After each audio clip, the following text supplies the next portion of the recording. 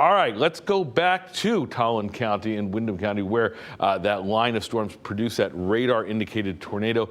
Dan Amaranti is live in Coventry with a look at the cleanup that's going on just about 4 hours after that tornado warning sparked up.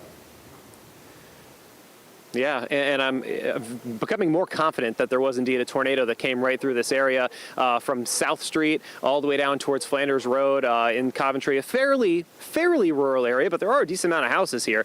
And one man named David was he let us on the property to see some of the damage that he had, and he has some significant damage. And just one small microcosm of it is this pine tree branch is in his yard, and the nearest pine tree is about 100 feet away, 200 feet away. So this thing was carried quite a bit, but you've got trees down all over the place. Alex, if we can pan over towards his garage, a tree came down, a pretty significant tree came down, and it just went between his house and his garage. So he was saying he's just blessed that this thing did not hit the house, and there was another tree in his front yard that did not cause any property damage, and just all over the place there's just branches and trees down in this area.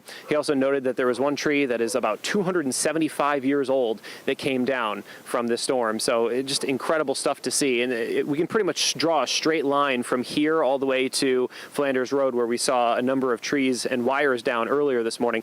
We have some video from that. About an hour ago, Eversource was on site, kind of disconnecting some of the wires there to allow the cleanup crews to get in and take care of that, to be able to clear some of those trees. So it's this one small spot in Coventry where you have some pretty significant damage, which is pretty much indicative of a tornado. And looking at the radar at the time, the velocity, which is essentially the way the wind is blowing, was showing some pretty significant rotation in this spot. And David, who we talked to, who owns this property, said he woke up because of the tornado warning that he got on his phone, and he actually tuned in and watched me covering the tornado warning and saying, hey, it's heading straight for Coventry. And so he took shelter away from windows, which is obviously where you want to be. You want to stay as far away from windows as possible during severe weather. And he said it came in and it lasted like 12 seconds. It was just extremely loud, incredibly furious, and then it moved through, and then it was nice and calm after that, and he was able to assess the damage. So just interesting stuff to see here, and we're going to have a full recap on this throughout the course of the morning.